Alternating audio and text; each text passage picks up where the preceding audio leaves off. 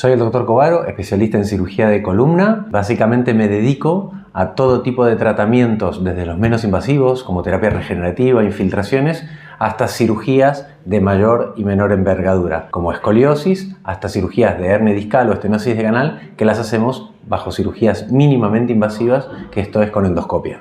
La cirugía endoscópica consiste en una introducción de una cánula de unos 10 milímetros de diámetro a través de la piel, y con ello abordamos y llegamos a la columna donde está el problema, donde está la hernia o la estenosis de canal, y podemos, mediante esta técnica, con una agresión mínima a los tejidos, poder resolver el problema.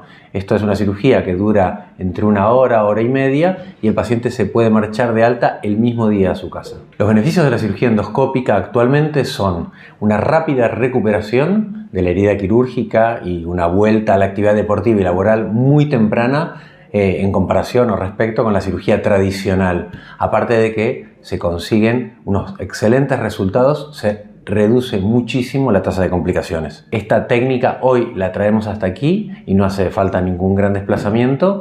Es una técnica muy novedosa y muy innovadora que supongo rápidamente estará en todos sitios, pero hoy en Girona la tenemos en Clínica Bofill.